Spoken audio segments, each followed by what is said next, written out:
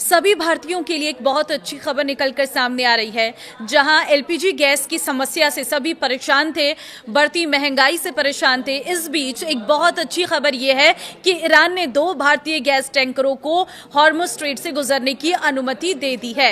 नमस्कार, मैं हूं आपके साथ ममता तिवारी और आप देख रहे हैं न्यूज 18 का digital platform. News agency Reuters ने अपनी रिपोर्ट में यह दावा किया है।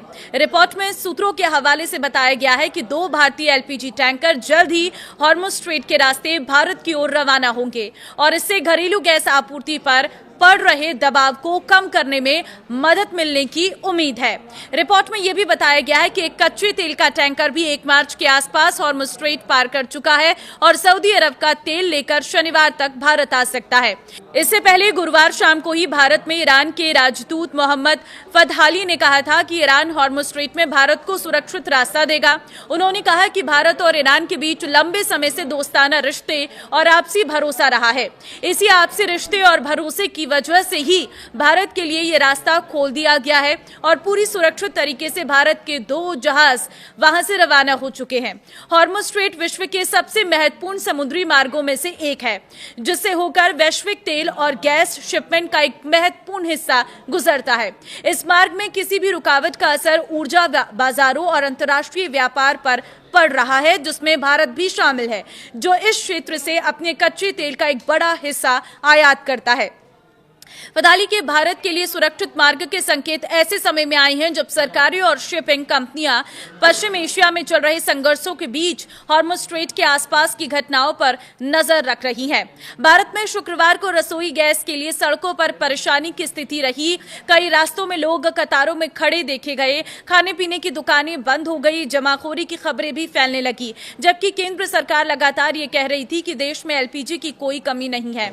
केंद्र सरकार ने शुक्रवार को कहा कि घरों तक एलपीजी की बिना किसी रुकावट की सप्लाई सुनिश्चित कर दी गई है और सिलेंडर के लिए घबराने में बुकिंग करने की कोई जरूरत नहीं है। पेट्रोलियम और प्राकृतिक गैस मंत्रालय की संयुक्त सचिव सुजाता शर्मा ने बताया कि 5 मार्च से अब तक एलपीजी का घरेलू उत्पादन 30% तक बढ़ चुका है। शर्मा ने आगे कहा है कि घबराहट में बुकिंग करने की कोई जरूरत नहीं है और किसी भी एलपीजी डीलर के पास स्टॉक खत्म नहीं हुआ है। उन्होंने ये भी बताया कि युद्ध से पहले के समय में जहां औसतन 55.7 लाख एलपीजी बुकिंग होती थी, वहीं अब ये संख्या बढ़कर 75.7 लाख तक पहुंच गई है, जो ये दिखाता है कि लोग घबराहट में बुकिंग कर रही हैं। इसके बावजूद बिहार के कई जिलों में एलपीजी वितरण केंद्रों के बाहर लंबी लंबी कतारें देखने को मिली, जबकि जिला प्रशासन लगातार ये दावा कर रहा था कि घरेलू गैस सिलेंडरों की कोई कमी नहीं है।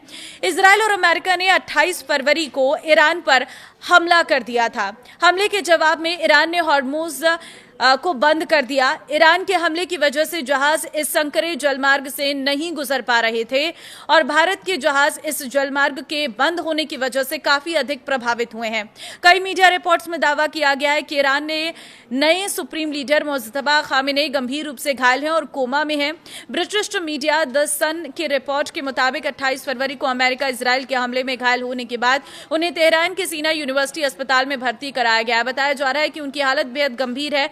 रिपोर्ट के मुताबिक हल्के चोट के निशान हैं जो गहरे होते जा रहे हैं। उनका एक पैर काटना पड़ा और लिवर को भी काफी नुकसान पहुंचाया। अस्पताल के एक हिस्से को पूरी तरह से सील कर दिया गया और वहां पर भारी सुरक्षा तैनात है। मुज्तबा खामेनेई को उनके पिता और ईरान के पूर्व supreme leader Ayatollah Ali Khamenei की मौत के बाद 9 मार्च को देश का नया सुप्रीम लीडर बनाया गया था। अली खामेनेई की 28 फरवरी को मौत हुई थी। फिलहाल लगातार बदलते घटनाक्रम के बीच भारत के लोगों के लिए अच्छी खबर है कि भारत के 2 जहाज जो हैं वो स्ट्रेट ऑफ हॉर्मुज से निकल चुके हैं और जल्द ही भारत पहुंचेंगे, जिसके बाद जो गैस की किल्लत की खबरें आ रही थी उस पर पूरी तरह से लगाम लगेगा और किसी भी घबराहट में, किसी भी जल्दबाजी में एलपीजी सिलेंडर बुक करने की जरूरत नहीं है। लंबी लाइनों में लगने की जरूरत नहीं है। आपको आसानी से एलपीजी के सिलेंडर मिलेंगे। इस अफरा तफरी में लोगों ने सिलेंडर की बुकिंग बहुत ज्यादा कर दी थी, जिसकी वजह से वेबसाइट क्रैश हो गई थी, जिसकी वजह से फोन कॉल रिसीव नहीं हो रहे थे गैस कंपनियों के द्वारा और यही वजह रही कि लोगों ने घबराहट में, जल्दबाजी में सिलेंडर्स बुक करने शुरू कर दिए। जैसी वेबसाइट आधे घंटे के लिए ओपन होती थी, कई लाखों में लोग रजिस्ट्रेशन कर देते थे और यही वजह रही कि एलपीजी की डिमांड जो है वो बढ़ती चली गई और सप्लाई में देरी होती चली गई, जिसकी वजह से लोगों में पैनिक की सिचुएशन क्रिएट होगी। जबकि आपको पैनिक होने की जरूरत नहीं है, क्योंकि पर्याप्त मात्रा में सरकार का ये कहना है कि उनके पास गैस का स्टॉक मौजूद है। लेकिन कुछ वजहों से सरकार जो है जमाखोरी ना हो सके, कालाबाजारी ना हो सके, इसके लिए लगातार नियमों को बदल रही थी और कई इसी वजह से गांव में 45 दिन बाद बाद दूसरा सिलेंडर की डिलीवरी अब होगी, ये सरकार ने निर्देशित किया है। तो फिलहाल इस वीडियो को सभी के साथ शेयर कर दीजिए, क्योंकि ये अच्छी खबर है कि अब भारत को जल्द ही 2 एलपीजी के जो जहाज हैं वो मिलने जा रहे हैं, जिसकी वजह से जो एलपीजी की समस्या भारत में आ रही थी, जो गैस की समस्या भारत में आ रही थी, वो खत्म हो जाएगी। तो ये अच्छी खबर है। बस इंतजार है कि ये जंग जल्द से जल्द खत्म हो, जो बाकी की परेशानियां हैं, जो महंगाई बढ़ रही है, उस पर भी कहीं ना कहीं इससे कमी हो सके। इस वीडियो को शेयर करना जरूर, क्योंकि सभी लोगों को पता चल सके कि वॉर की सिचुएशन में आखिर भारत के पक्ष में क्या माहौल इस वक्त बना हुआ है। नमस्कार।